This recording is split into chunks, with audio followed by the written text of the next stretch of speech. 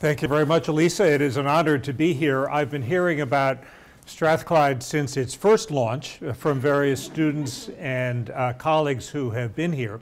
And I'm especially attracted by the idea of working at the intersection of academia and practice.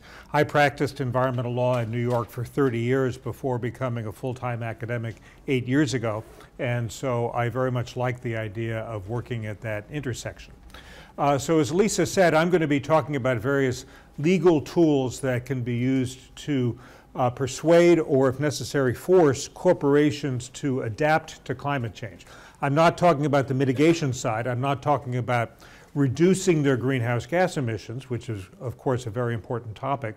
But instead, I'm going to focus on how they can prepare for the way that climate change will affect them. So I'm going to start by talking about two very common areas of regulation: environmental impact assessment and then public utilities regulation, and then focus on how they can be applied to one extremely important sector, the electric power sector, the ways that climate change will affect the sector, and the ways that they can adapt to that. And then I'll give a case study of how all of this has come together in one particular case. And I'll conclude by talking about the broader application of some of these techniques.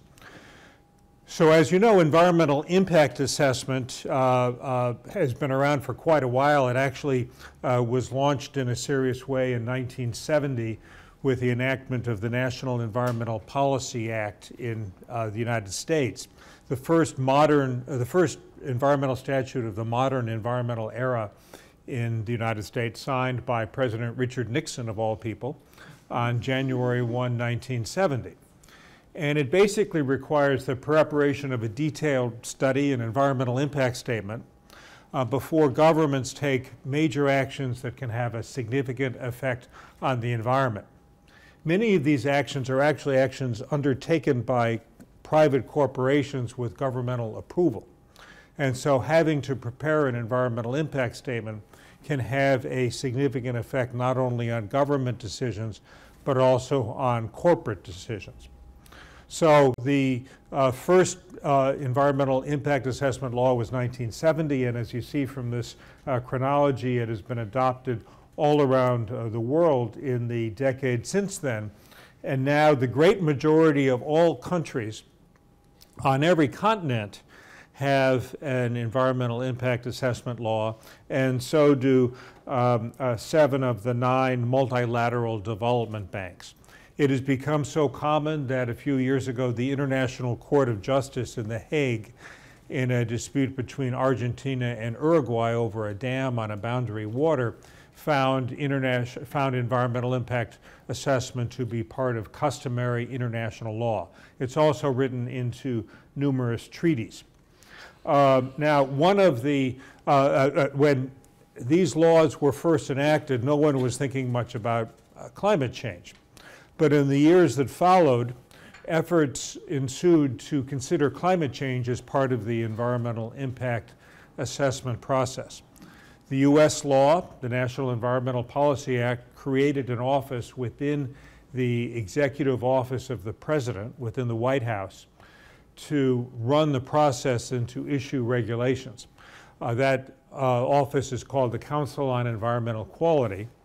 In 2008, as a private lawyer, I represented the Natural Resources Defense Council in filing a petition with the Council on Environmental Quality to issue regulations on how to consider climate change as part of the environmental impact review process. Others joined in that. And finally, after years of deliberation, in 2016, the Council on Environmental Quality issued this guidance on how that should be considered. In late 2016, as you are aware, we had a surprising election result. And the new president is not a believer in climate change or in much environmental regulation in general. And he has revoked that guidance. And there's also comparable guidance in Europe and elsewhere in the world. However, The requirement to consider these factors does not stem only from the administrative guidance, but also from a large number of judicial decisions that were issued before the guidance came out.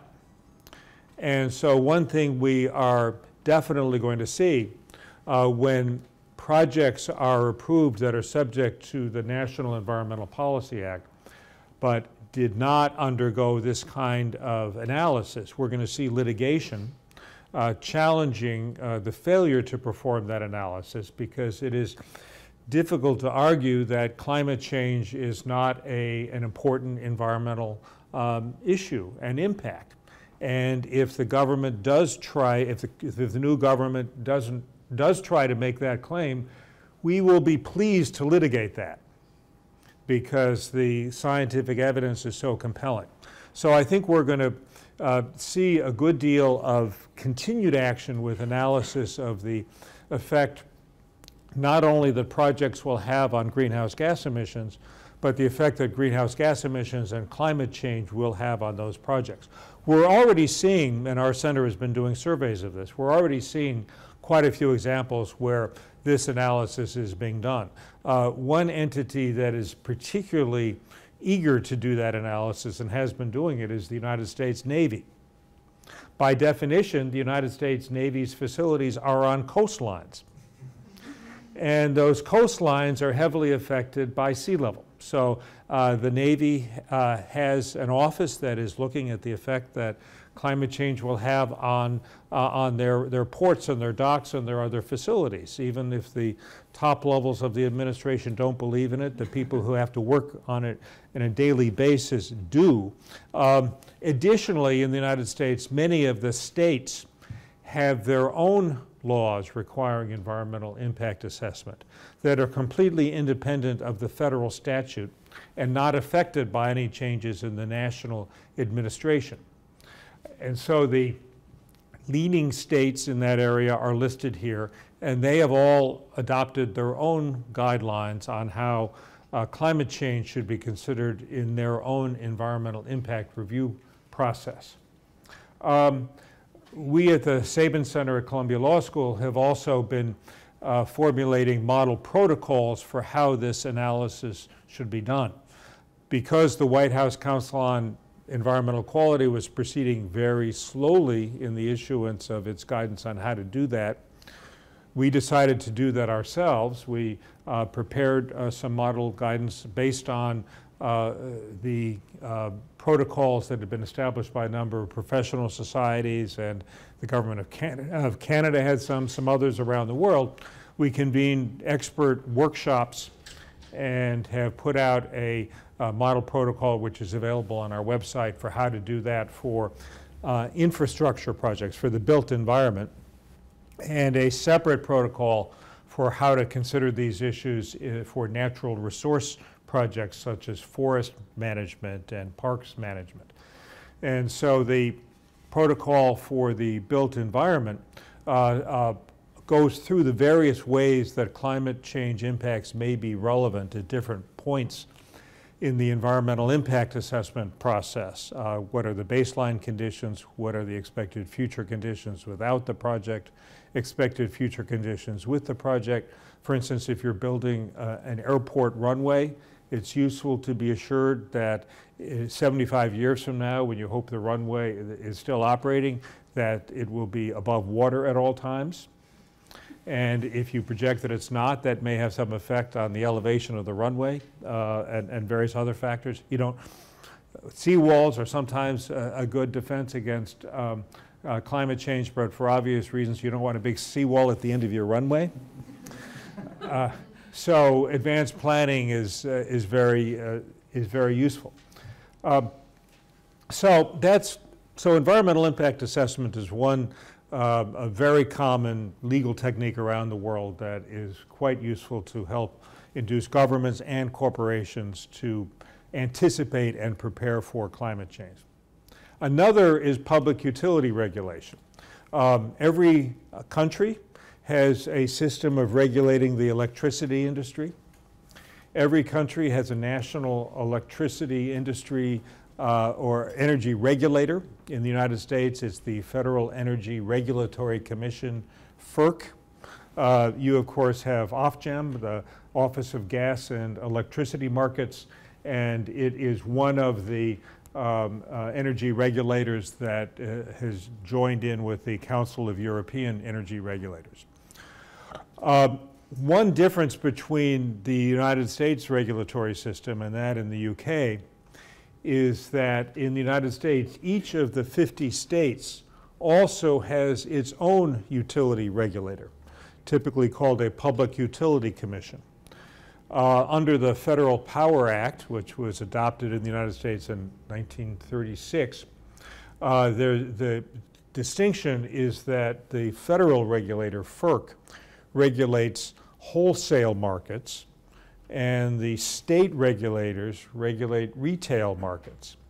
As you can imagine, there's often a dispute about whether a particular action is wholesale or retail, and that dividing line has become even blurrier.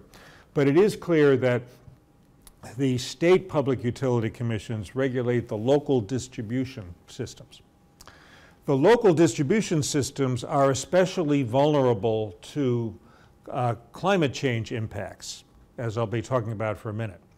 But everywhere in the world, the federal, the national energy regulators and the state level energy regulators for the electricity industry have as one of their central missions ensuring reliability of service. The worst thing that could happen is a power blackout. And so they all have the legal mandate to help assure reliability. And we know that increasingly climate impacts are a threat to reliability.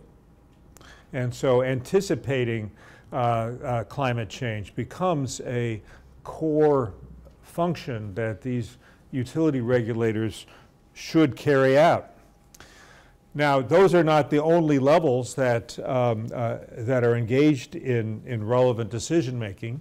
In most places, the municipalities, of course, are responsible for land use planning, spatial planning, for regulating buildings. And one emerging function that they're going to have is to have preparedness for when it is extremely hot and unsafe, and people who don't have air conditioning need a place to be able to go, and I'll return to that in a second. There are a number of entities that set the reliability standards. So in the US, we have the North American Electricity Reliability Corporation, which has been mandated by Congress to specify what standards of reliability are met. The European Network of Transmission System Operators for Electricity is a comparable entity in Europe. So there are a number of ways that climate change can affect electricity systems, particularly in urban areas. Sea level rise, the first category is too much water, sea level rise, storm surge, inland flooding, heavy precipitation. This is an electrical substation that flooded because of inland flooding. This is an electric power plant. This is a nuclear power plant in Nebraska in the middle of the United States. Now, those of you who know anything about U.S. geography know that there is no ocean within thousands of miles of Nebraska, but it is near the Missouri River. And the Missouri River, the watershed of it experienced extreme precipitation, and the water barely kept out of the power plant. It shut down in an orderly fashion. They knew something like this was coming, and the water didn't get in, but another foot or two, and the plant would have been flooded and very severely damaged. When the plant was designed, nobody anticipated flooding of this magnitude, and that is a circumstance we are seeing over and over again, that the climate extreme, the weather extremes worsened by climate change are beyond levels that had been previously anticipated. Someone did a study listing some of the power plants in California that are of risk from sea level rise. So that's too much water. Too little water can also be a problem. We've had problems in various parts of the United States and others in the world that the generation from hydroelectric plants has been reduced because because of the flows were too low. This is a hydropower plant that's having problems because the water is too low. Another problem that is caused by low water levels is steam electric power plants, of course, need to withdraw large amounts of water to operate the cooling systems. And if there's not enough water there, the cooling systems can't operate. Heat is another extremely important issue. When it is very hot, obviously everyone wants to have the air conditioner on. That adds to the load of the power system, sometimes beyond its design levels. It also, I learned in a case I'm going to tell you about, reduces the ability of the transmission and distribution system to carry electricity, because a limiting step on the carrying capacity of wires and cables is the ability of those wires and cables to dissipate heat. But if it's very hot on the outside, they can't dissipate as much heat, so they can carry less electricity. So we have the perverse situation. We need more power, but we can carry less of it. Extreme heat also reduces the efficiency of steam electric power plants. It also means that sometimes the receiving waters for the cooling systems are too warm to cool the plant. And so there have been occasions when nuclear power plants and conventional power plants have had to shut down temporarily because the cooling water that they want to receive is too warm to operate. And under some circumstances, extreme heat can also reduce the effectiveness of solar cells. So one example of the dangers of heat is, some of you may remember in 2003, a terrible heat wave that struck much of Europe that led to a spike in deaths as a result, and particularly when you have several high days, very high temperatures in the day and not much cooling at night. That leads to a spike in mortality, and the elderly and babies are most vulnerable. Heat waves turn out to be the greatest likely source of mortality in cities, far more than anything else. And so a great deal of protection is going to be needed for these populations, including finding places of refuge for those people who live in apartments that don't have air conditioning, and also setting up social systems so they can be found and cared for and brought to the places where they can be protected. So this is going to be an important municipal function in the decades going forward. The projections about temperature increases are very concerning.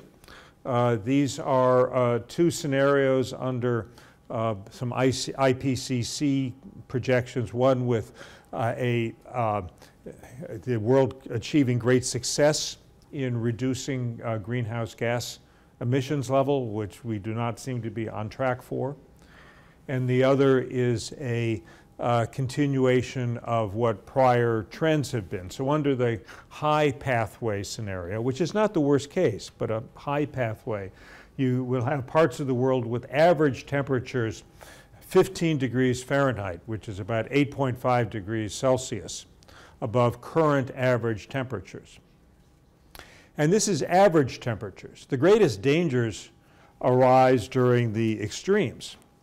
And one effect of climate change is to shift the average temperature curve to the right, which means, we'll have fewer people freezing to death, which is a good thing, but we'll also have a lot more people who are exposed to really extreme dangerous heat, and the extremes are going to be considerably worse than the extremes that have historically been experienced.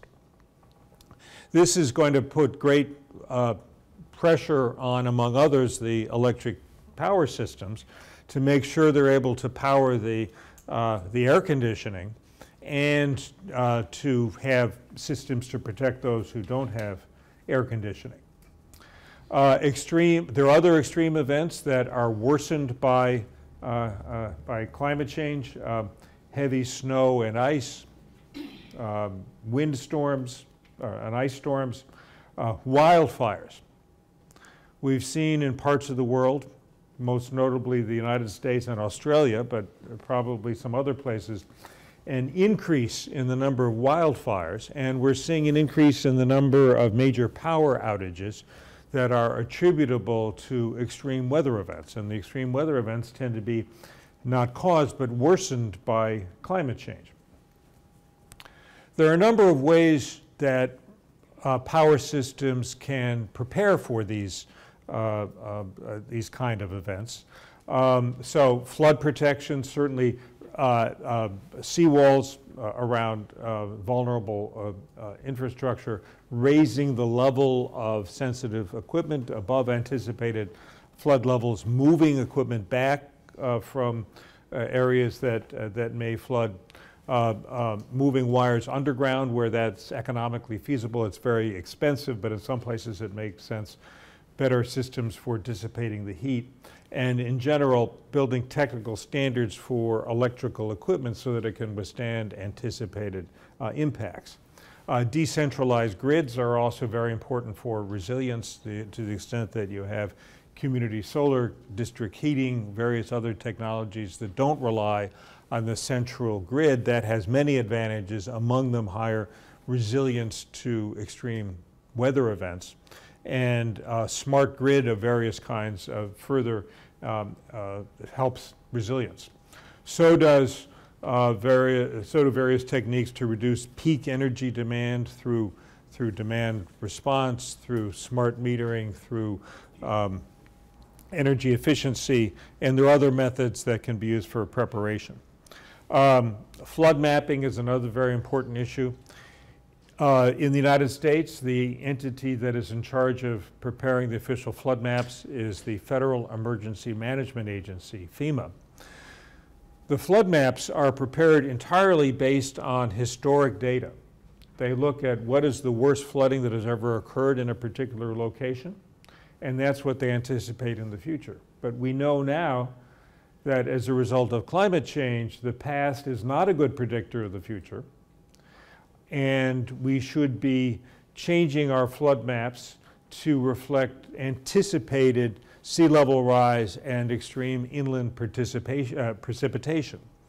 About 4 years ago, the United States Congress adopted a law that calls upon FEMA to start exploring how to change its flood mapping process to reflect anticipated future events.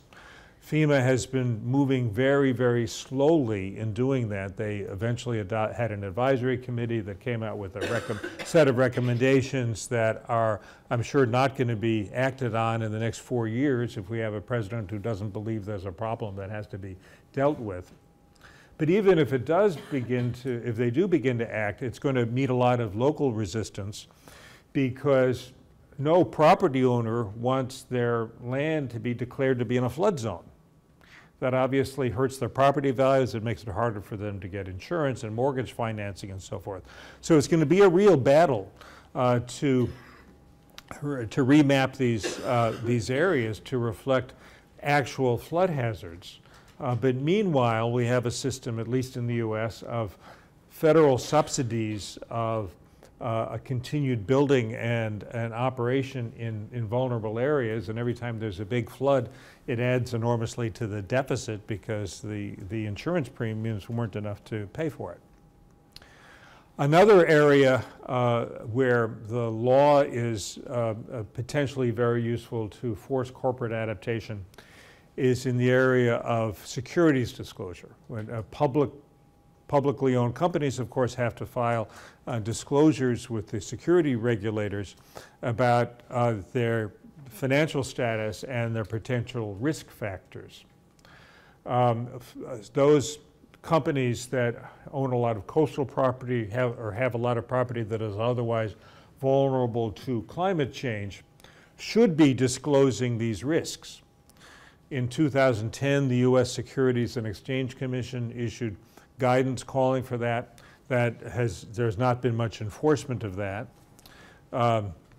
There's currently a major controversy going on in the U.S., which I briefly mentioned in the morning session for those of you who were present for that, where the attorneys general of the states of New York and Massachusetts are investigating Exxon for not adequately disclosing what it knew about climate change. Exxon has sued them to try to stop the investigation. It's a very big legal mess. But underlying all of that are the securities laws that require disclosure of the risks to corporations, and I think this is a powerful tool going forward to help require companies to anticipate and disclose climate risks. Now, that's one step removed from requiring them to take any specific action, but it's an important step in the right direction. So I now want to finally talk about a case study where some of these laws have come to play. In 2012, the New York area was hit by a huge storm called Superstorm Sandy. This is a picture of the explosion of a major electrical substation that occurred during the storm as a result of damage from the storm. And so parts of the city were blacked out and other parts had power. It was a bizarre situation depending on whether the particular substation serving an area had been flooded or not. Places had power or not, and there was actually a new neighborhood designation that lasted for a few days called SOPO, South of the Power. And so a lot of dramatic pictures during the flooding, an enormous amount of damage that was caused. And we had for several days hundreds of thousands of people who were out of power. And then lasting damage to the electrical system, to the subway system, to a lot of other infrastructure. It was a terrible storm. So shortly after the storm, my center at Columbia joined with several non-governmental organizations to file a petition with our state's electricity regulator, the New York Public Service Commission, asking them to come up with a plan to prepare for climate change. About 2 months later, the power company, the Consolidated Edison Company, applied to the Public Utility Commission for its next rate increase. And that application included $1 billion for storm hardening.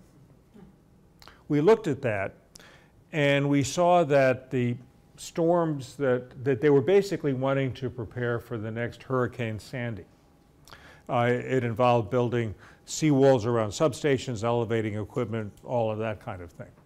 We looked at that and concluded that's all very good as far as it goes, but there are lots of things that could be anticipated that don't at all resemble Sandy that also need to be prepared for. For one thing, Sandy followed a particular track. It flooded some parts of the city, not others. Had it followed a different track, it would have had a different set of impacts. But just as importantly, it did not anticipate heat. It didn't look at all at what the heat would be. And so they had a design goal, which was for a warm day, but not an excessively hot day. And if the heat got much higher than that for too long, the equipment would begin to fry. So we brought in some of the climate scientists within Columbia University. And this is an important example of a very successful cross-disciplinary effort. we brought in our climate scientists, and we were able to arrange a meeting with the top executives of the power company, Con Ed, about what are the projected climate conditions in their service territory in the decades to come. Now, Consolidated Edison Company, like most power companies, is run by engineers. They speak math. They got it. They understood these projections that were really a threat to the reliability of their electrical system. And the reliability of their system, avoidance of blackouts, is the most important thing in the world to them. They had their rate proceeding and before the Public Utility Commission, and the Public Utility Commission, like many in the United States, has an open process where citizens and smaller levels of government and others can intervene in the rate hearings and become parties. And so we intervened in the rate hearing and were able to put forward our own evidence. I was able to cross-examine on the stand the chief engineer for Consolidated Edison and bring out the evidence about the fact that they weren't preparing for extreme heat and so forth. We had negotiations that went on for a period of months. One of the leaders of the negotiations on behalf of the Public Service Commission was a then administrative law judge of the Public Service Commission, Eleanor Stein, who has studied here at Strathclyde. And after a period of months, we reached an agreement. We reached a settlement agreement in which Con Edison agreed to do this, to do what we were asking, which is to retain outside climate scientists, come up with very fine-grained projections about what the future climate conditions will be in their service territory, and then to prepare a plan to adapt to that so that their system continue to operate reliably, even in the face of the heat and storm and sea level conditions that the climate scientists are projecting. Now, because the expense of this would be paid for by the ratepayers, the expense of these studies, and more importantly, the adaptation, the settlement had to be approved by the Public Service Commission. So we presented it to them, and they issued a ruling with this language, saying the obligation to address these considerations should be broadened to include all utilities. The state's utilities, not just Con Ed, but all of them, should familiarize themselves with scientists' projections for local climate change impacts, and we expect the utilities to consult the most current data available, evaluate the impacts over the next years and decades, and integrate these considerations into their system planning and construction forecasts and budgets. So the state regulator said, yes, you should do this, and every utility we regulate should do this. So we're now in the process where the studies are being done. They're going to be much more geographically specific than the studies that had previously been done. We also learned from the utility that there are some projections that the climate scientists had never previously made, but that they need for this planning. They need to know, for example, not only the average temperatures, but the peaks. They need to know not only the temperature levels, but also the humidity levels, because the humidity levels also have an effect on both the demand for air conditioning and the ability to carry electricity on their wires. So those studies are now being done, and this regulatory mandate is advancing the science. It is requiring the scientists to look at more things than they had previously studied. As the process moves forward and comes up with these projections, there will then be the preparation of the plan to how do we prepare for these projected conditions. So all of these, I think, have broader implications for how the law can be used to require corporations to adapt to climate change. That more vigorous use of the environmental impact assessment process, coupled with the public participation requirements that most governments have to accompany the environmental impact assessment process, can require the systematic analysis of, and therefore preparation for, the climate impacts not only of public projects, but also of private projects that receive governmental approval. The public utility regulation model that I just talked about can be used not only for the electric utilities, but also for other kinds of regulated utilities such as natural gas, telephone, cable, private water systems, other regulated entities. Similar processes can also be used for transport, which is often very vulnerable, obviously, to climate impact. And I think we're going to see a lot more attention paid on the securities regulation front. Mark Carney, the governor of the Bank of England, has been very outspoken in talking about the threats that climate change poses to many corporations and the necessity of having disclosures. And so Michael Bloomberg, my former mayor, and others have joined together in coming up with proposals to the Financial Standards Board. So we'll see a lot more attention paid in the securities realm. And this is going to call for joint work by lawyers in making sure the disclosures are made, and scientists in coming up with the projections of what the future conditions will be, and engineers in figuring out how do you prepare for these conditions, and architects, because much of this is going to affect buildings, and we're seeing an emerging set of requirements that architects and planners prepare for these future conditions. So this is one example of how interdisciplinary work is so important, and why interdisciplinary academic institutions such as Strathclyde are so important in solving this extremely important set of problems. Thank you, and I'd be happy to take your questions.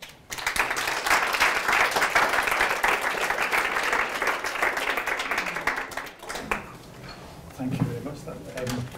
I'm not going to take advantage of my position and ask you a question, but I've got a long list that I would like to ask you. But I think Francesco's going to go first in terms of questions. So thank you very much. Yes, thank you very much. And just to explain why we are doing this, we thought it would be a great opportunity for members of the center to ask the first question, so that asking questions to the keynote, to Professor Gerrard, but also expanding on very briefly on some of the areas that the center does that interrelates with the topics that you just mentioned. So I thought one of the aspects of your talk that was fascinating was looking at the practice of climate change adaptation. There's a lot of debate, especially in academia, about adaptation and about the problems it leads to, but the actual practice, the actual day-to-day of somebody working in climate change, I think it came out very, very nicely.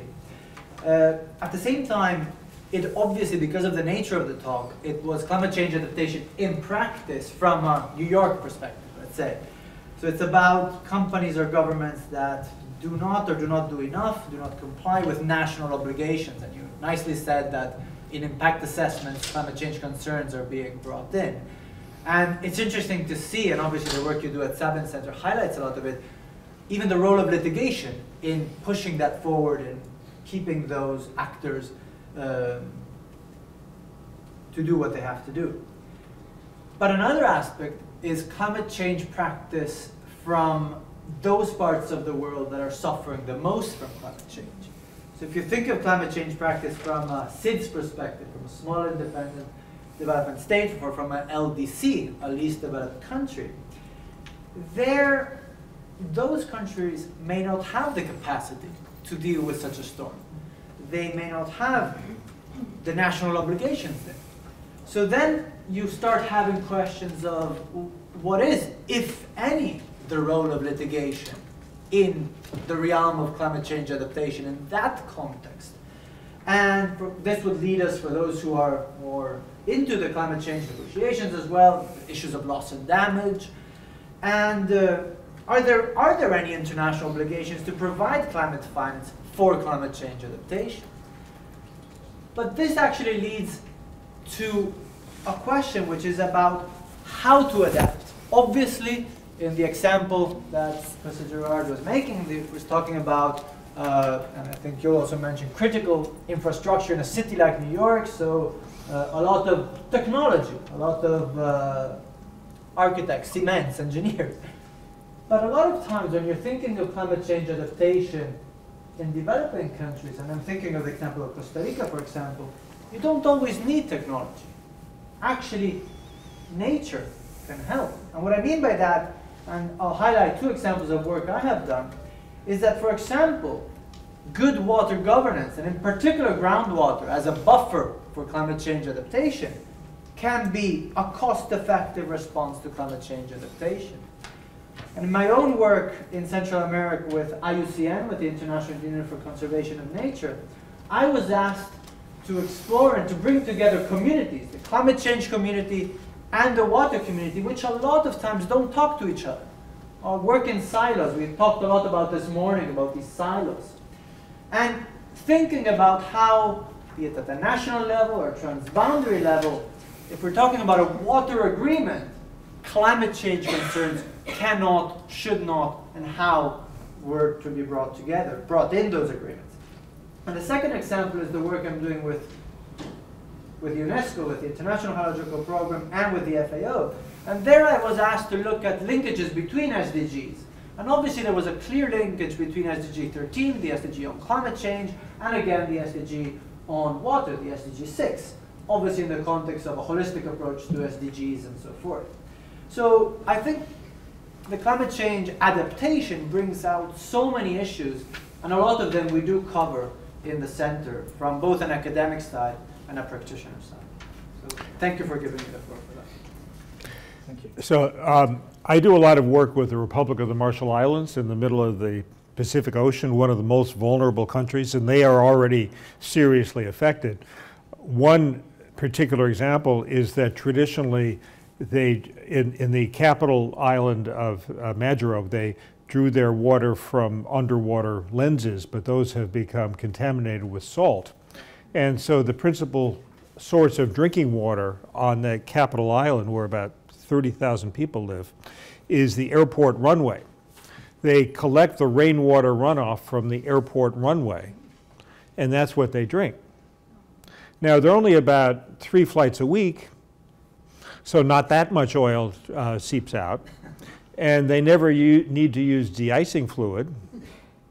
But there are also times when the sea is so high that it washes across the runway, and not only can't planes land or take off, you don't have drinking water.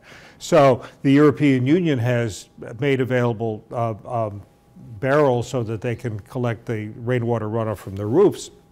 But they're already facing this problem, and in the long term, the prospects are bleak, because they're one of the atoll nations where the highest point of elevation is 2 meters. And so under various projections, their ability to stay there is finite. But in response to your question about international obligations to prepare, the short answer is no. As we all know, in Copenhagen in 2009, the major the developed countries agreed to come up with together $100 billion a year by 2020. That was reaffirmed in Paris, but there was no allocation of who would pay what when. President Trump doesn't want to pay anything. And we also know that that $100 billion is for both mitigation and adaptation, and is way too low. So even if it were carried out, it would not be nearly enough money. Loss and damage is something that the small island nations and the least developed countries have been demanding, and they would all love it, but not one of the countries that would actually have to write the checks has any interest at all in writing checks. And it's because international law does not subject countries to legal obligations that they have not themselves assumed in some fashion.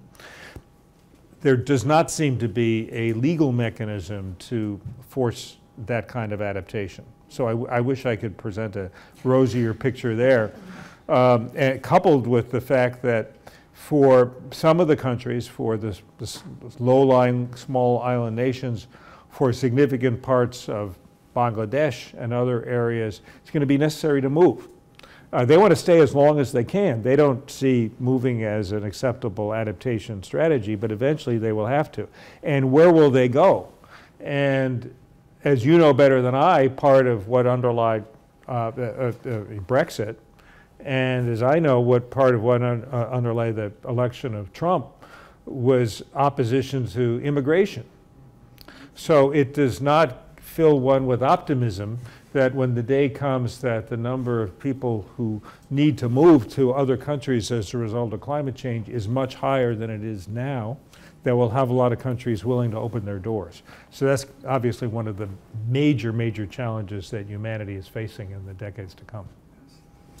It's a big issue. Let's go back to that. Kim. Thank you so much for your interesting talk. As I said earlier, like, a lot of my work lies on the interface between private law, energy efficiency and climate change litigation, which is one of the reasons why I found your work so interesting.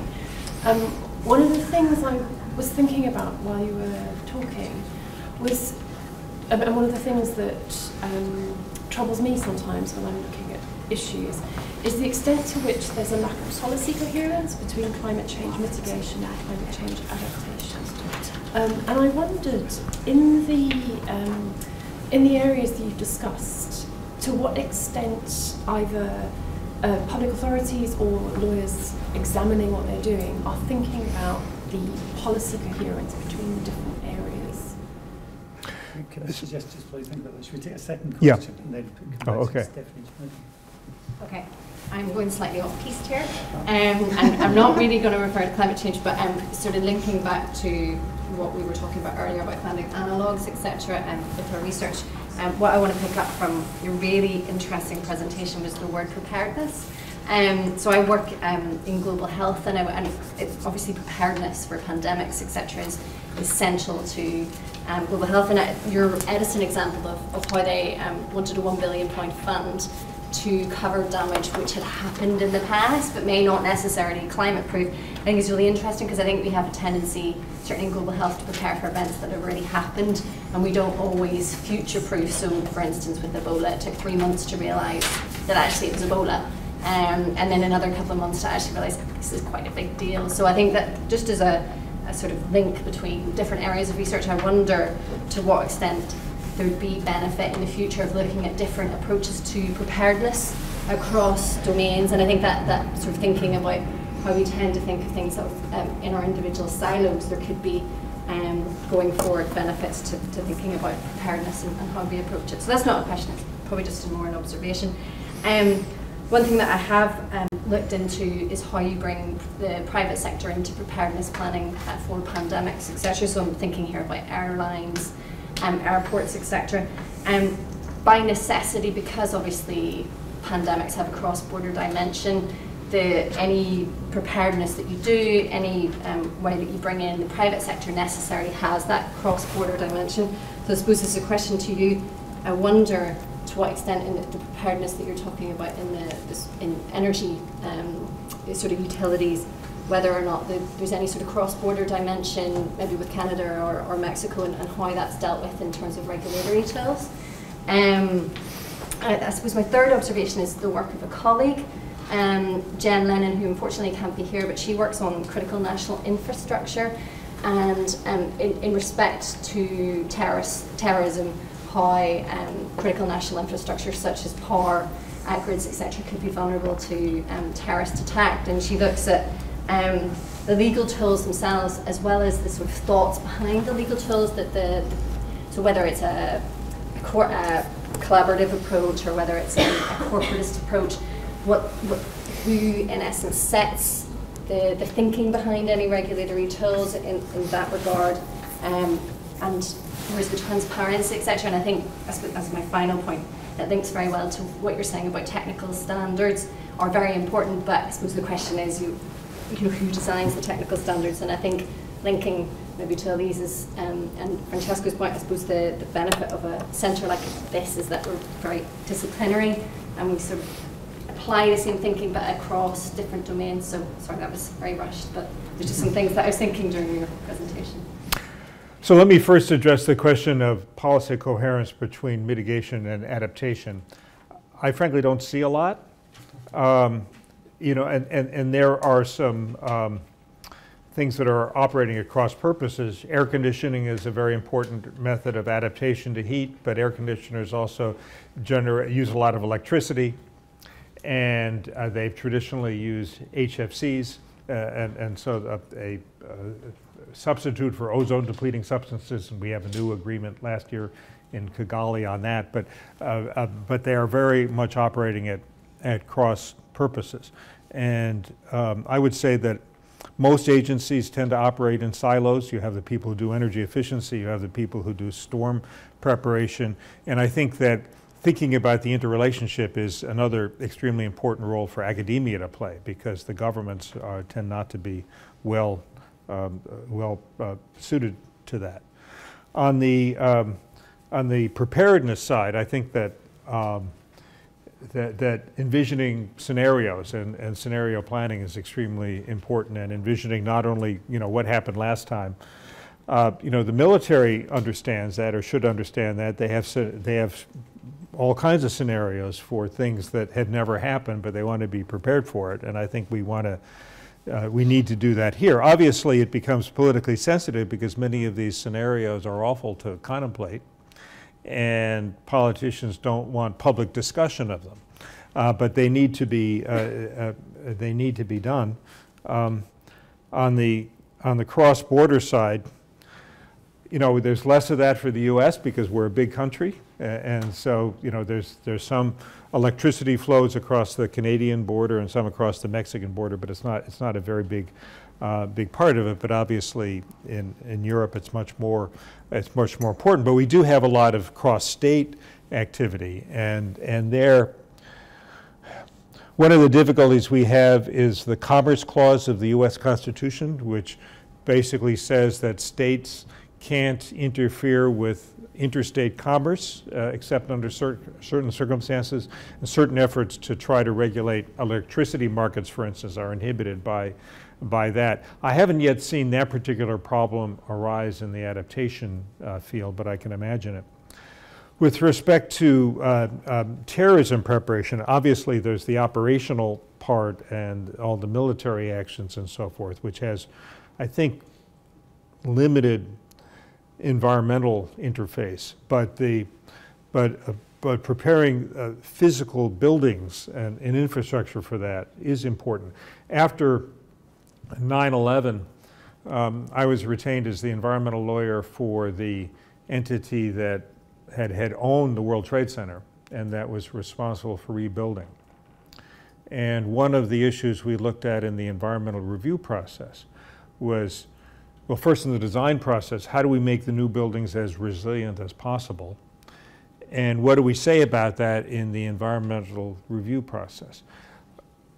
A lot of concerns, we didn't want a lot of detail. You don't want to give a blueprint to the people who would attack, and that becomes a serious issue, but we did discuss it in a general way, and there were a lot of design features built into the new buildings to make another attack more survivable in terms of emergency exits and communications between the police and the fire. At one point, one of the buildings had been designed to be in a particular location. The police department made us move it 40 feet in from a highway so that it would be less vulnerable to a bomb on a public road. A lot of that went into the planning of a site that had already been the subject of 2 serious terrorist attacks, and one could imagine somebody trying again. So there is an interface there, but it all shows the importance of preparedness across many different dimensions. Thank you. I'm going to take another pair of questions, and then I'll open it up to the wide world. But first, Daniela, and then Saskia, those questions. Thank you very much. It was a fascinating talk, and for me, in particular, with Elisa, we have this marine benefit project, marine benefits project that you mentioned in the beginning. And one element that stood out for me is the role of impact assessments, and we're looking in a similar way, but with respect to the marine environment, and more specifically because of the nature of this project into fisheries and impact assessments. And impact assessments as a tool to minimize the conflict between industrial scale fishing, large-scale fisheries and small-scale fisheries, as a tool for participation and opportunity for the small-scale fishing communities to express to participate in that procedural element, to have their voices heard with respect to potential impacts that large-scale fishing could have in the stocks that they fish for, also on marine biodiversity, as a tool to protect marine biodiversity as an important component of the ecosystem service that they're accruing, benefiting from. And in that sense, this is an also interdisciplinary project, so we're talking a lot to scientists in integrating this concept into an ecosystem approach to fisheries more specifically, and there are some examples of already integrating that sort of more comprehensive assessment in bottom fishing, for example, in areas beyond national jurisdiction, but not so much in areas within national jurisdiction. So in light of this, I'm not asking you to talk about fisheries specifically, but just thinking about cumulative impacts, for example, right? And how can we have impact assessments, and there's so many of them, so many different types of environmental impacts assessments that could take into consideration cumulative impacts as well. So strategic environmental assessment, so my question would be what role strategic environmental assessment in your work, that could add value to the individual impact assessments in perhaps assessing cumulative impacts, looking to climate change, biodiversity components, and so on. Thank you very much for your very interesting talk. I think the centre is quite unique that we're not only preaching interdisciplinarity, but I'm sort of the product of interdisciplinarity, and I'm not an environmental lawyer, so I hope that I'm not taking the debate into too much of a tandem here. But I just attended a conference in Colorado on environmental justice, and most of the participants were coming from a political science background, anthropologists, quite a lot of activists as well, working with local communities. And actually one of the fierce debates during the conference was about environmental impact assessment, that on paper it looks like a really very important, powerful tool, but in practice, that still a lot of communities are still badly affected by projects implementation, and we had all sorts of different kind of projects that were being discussed in mining, but also in urban areas, different kind of levels, not just in LDCs, but also in urban areas. And I was thinking about your picture of New York, and I don't know New York very well, but I was wondering who's been impacted by that power cut, and is there a division there along racial lines or poverty lines, etc. So the question that I've actually got is, amongst environmental lawyers, because that was the kind of question that was being raised during the conference as well, if there would be maybe scope actually to align environmental law more with issues of social justice and inequality, and to what extent that debate is kind of happening amongst environmental lawyers, but also on a practical level with environmental impact assessment, if there is, if there would be scope to what Daniela was kind of mentioning as well, to have other visions, other voices being heard during these processes. So first, on the issue of cumulative impact assessment, there's no question that it is extremely important and is the subject of a great deal of litigation. How much is enough? The model protocols that I said we prepared do talk about that. there is always a tension between wanting to have enough disclosure and having a manageable review, because if you want to look at all impacts at all times and all places, it becomes unmanageable. And so finding that balance is very difficult. But there are an increasing number of protocols for how to conduct that, that cumulative assessment. The law, I've actually litigated a couple of these cases. The law is not necessarily so great. It's sometimes difficult to get a court to tell an agency, it's frequently difficult to get a court to tell an agency they did the method wrong. They tend to defer to the technical expertise. So this is an area where the most productive efforts tend to be not so much on the litigation side, but in the rulemaking process and the development of the regulations. But there's no question that it is extremely important. On the environmental justice issues, I would say that there are a lot of methodologies for how to do the analysis, and the analysis is often done.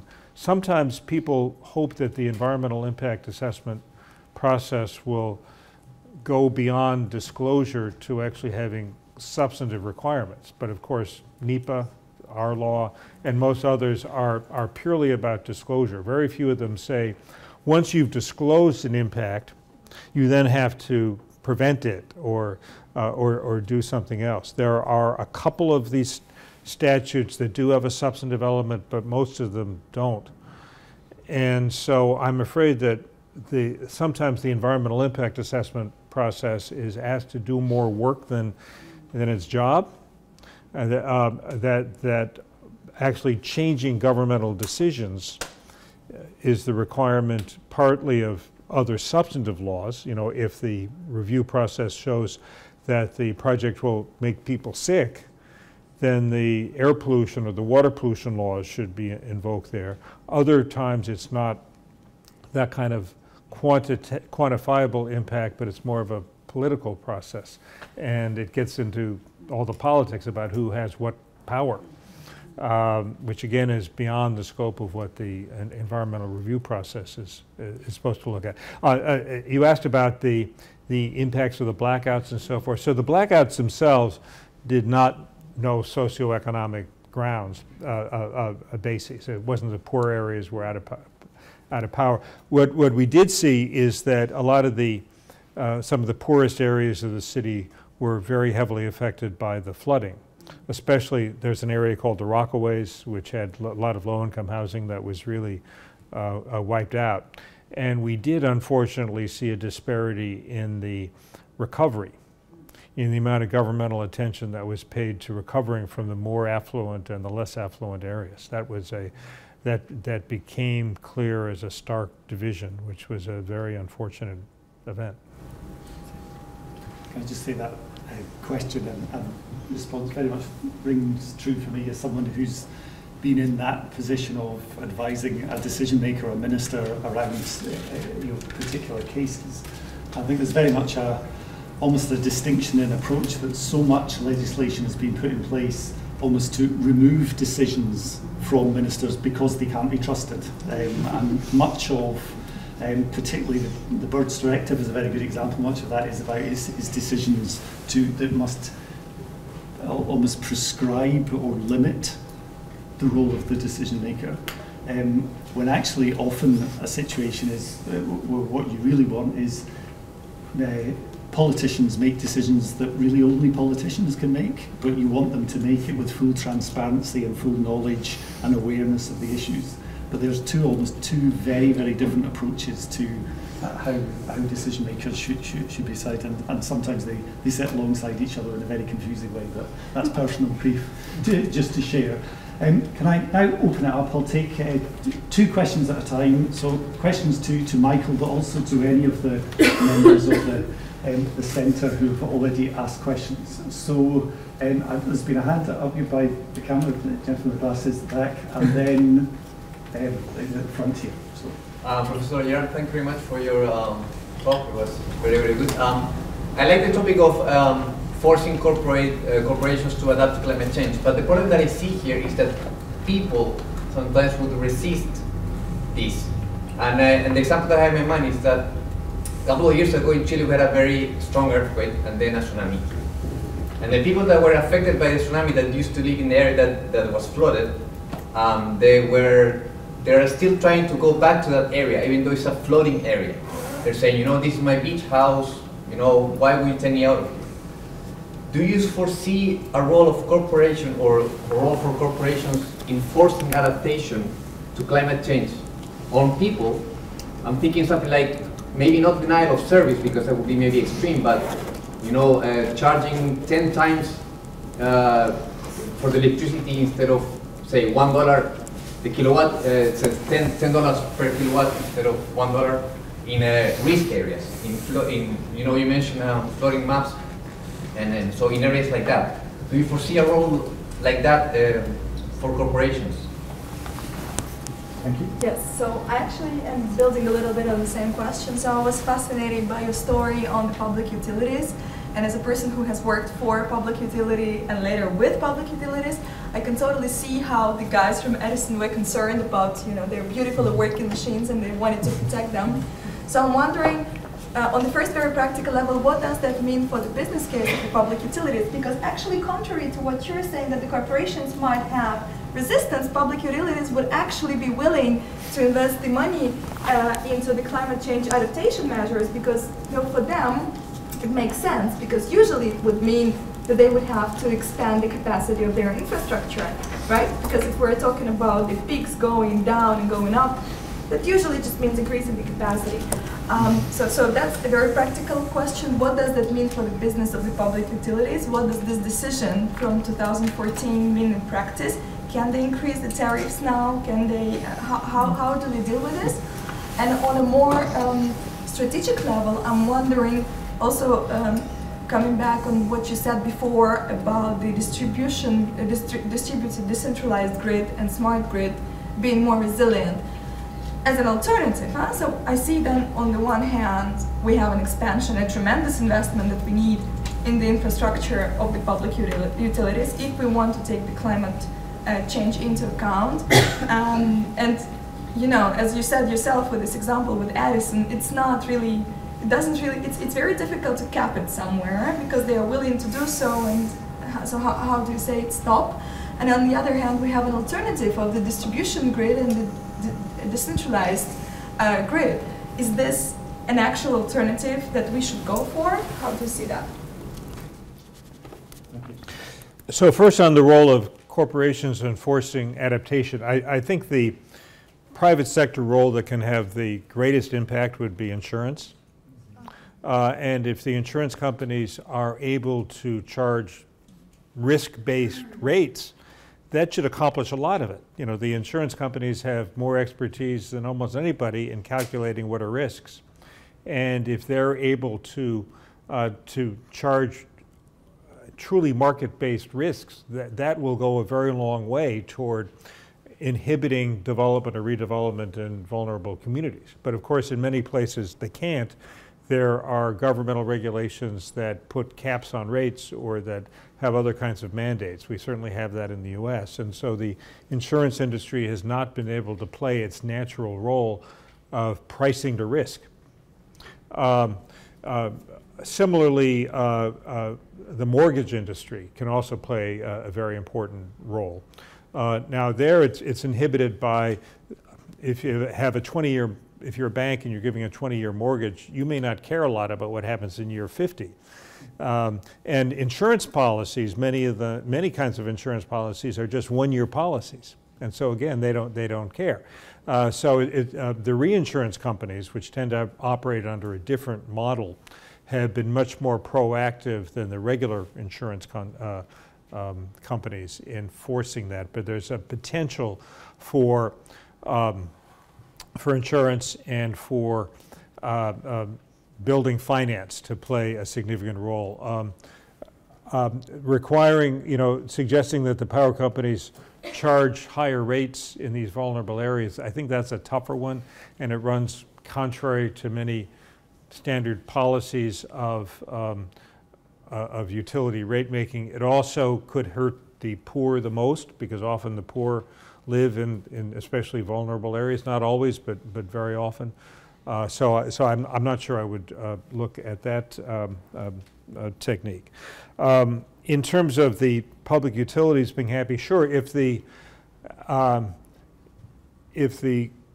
government agency that sets their rates authorizes these capital expenditures as an expense, then the ratepayers pay for it.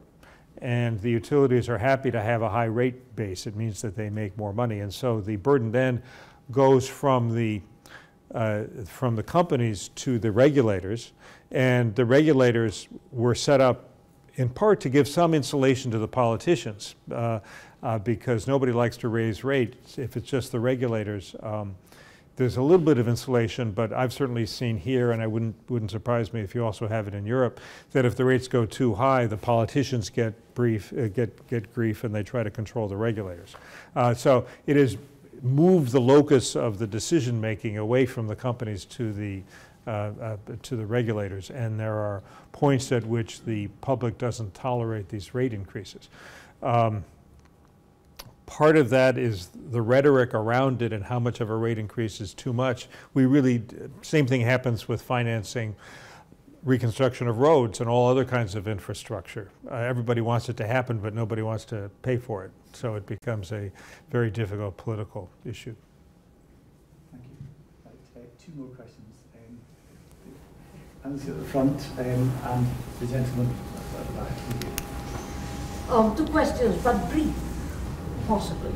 The Paris Agreement requires parties to submit national adaptation plans. How optimistic are you about these?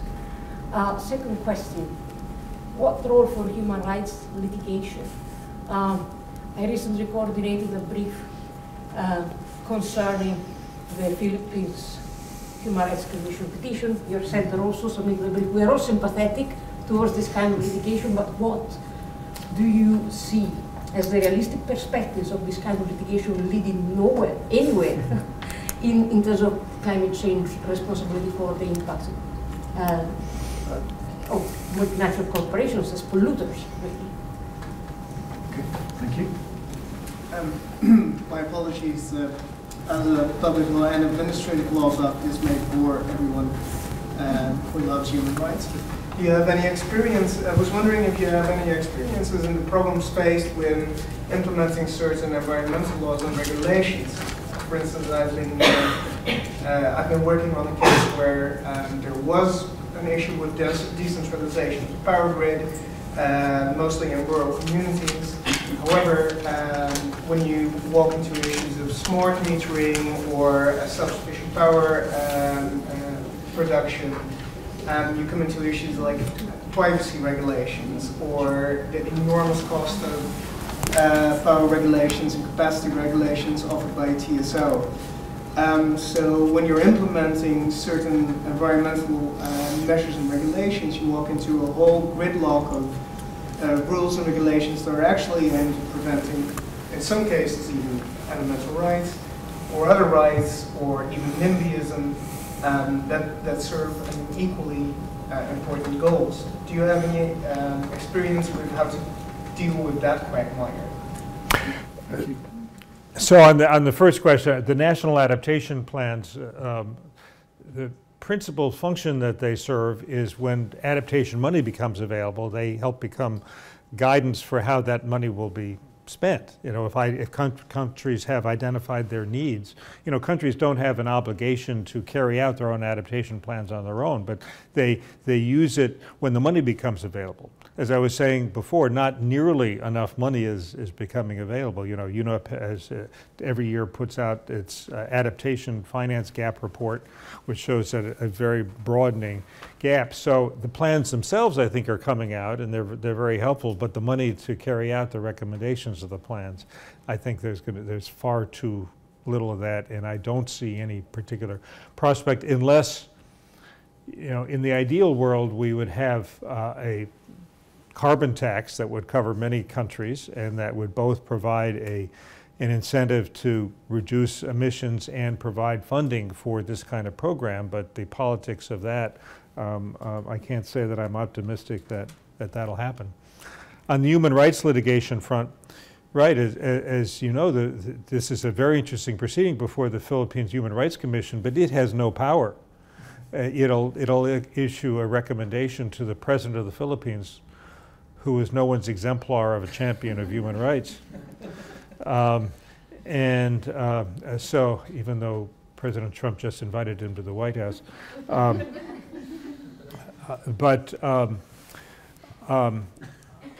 I think it's mostly symbolic. It's mostly political pressure. These Human Rights Commission have a strong voice, but they have no teeth.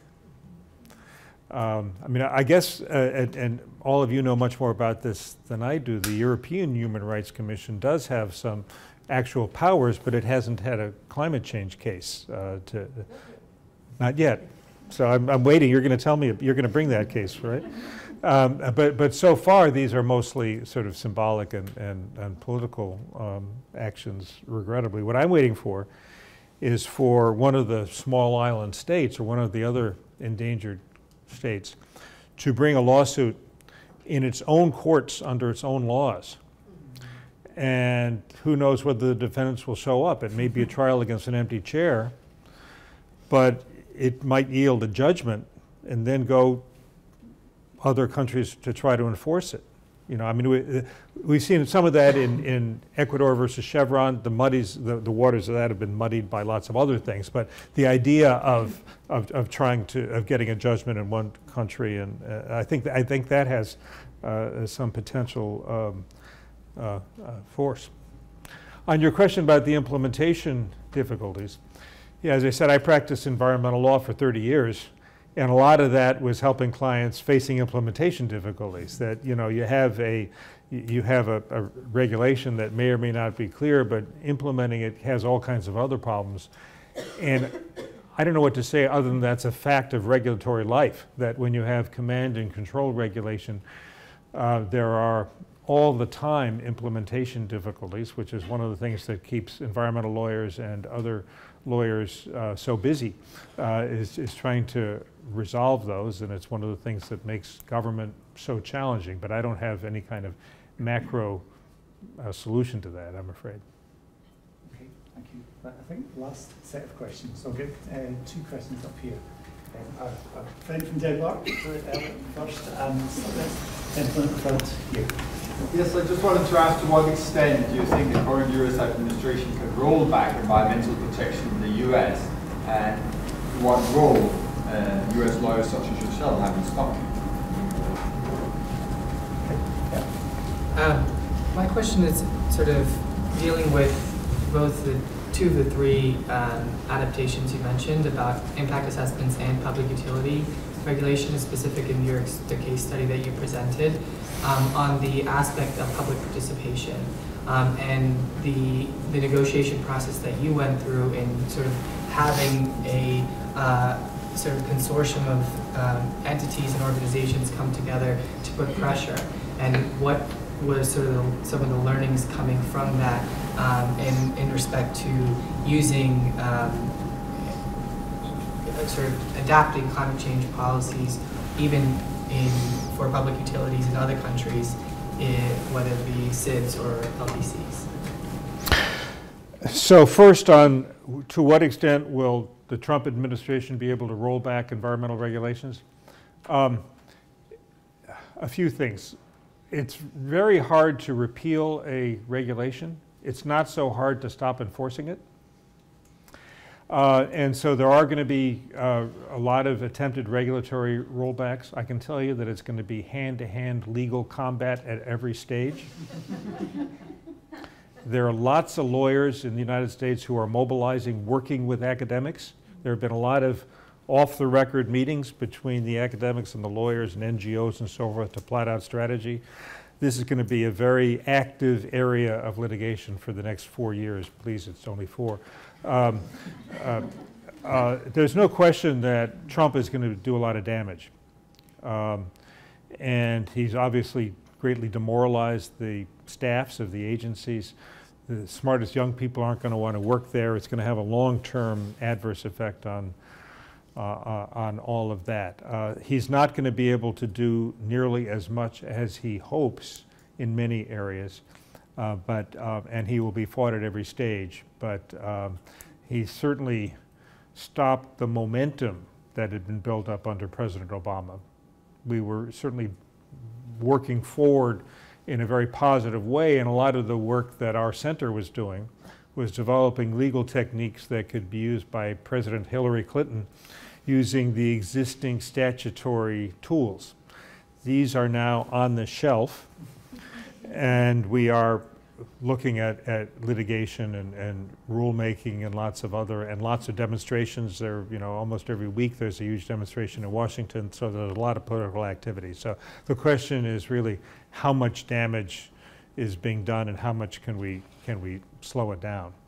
On the question on the issue of public participation, we certainly learned that when local governments and NGOs and academics join together with sort of common objectives and a coherent program, that can be very persuasive and very powerful.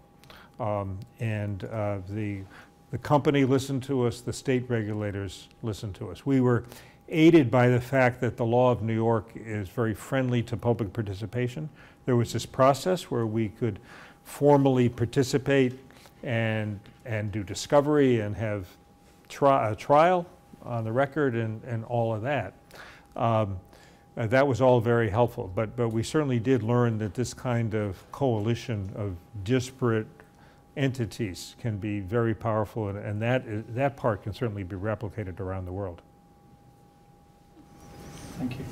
I just pick up that point, because one of the reflections for me for the discussion here is that the value of sharing the experiences of the American experience and the Scottish experience and others, just the value of comparing, contrasting different case studies and examples. And I can immediately think in Scotland of a number of examples around whether it's wind farm developments or the legal action that's been taken both offshore and onshore, some of the issues about how we've dealt with adaptation approaches and linking in with critical national infrastructure. There's been some real interesting examples, but it would be fantastic to be able to, quite deliberately and carefully do a compare and contrast between maybe some of your experience and some of the experience in Scotland. It might be very useful to take something like that forward if we can, and indeed if it's not already being done, it may well be.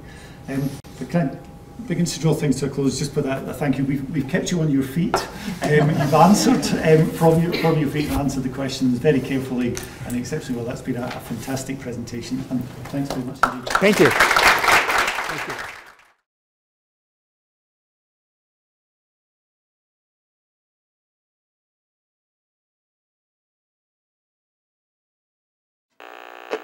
Thanks.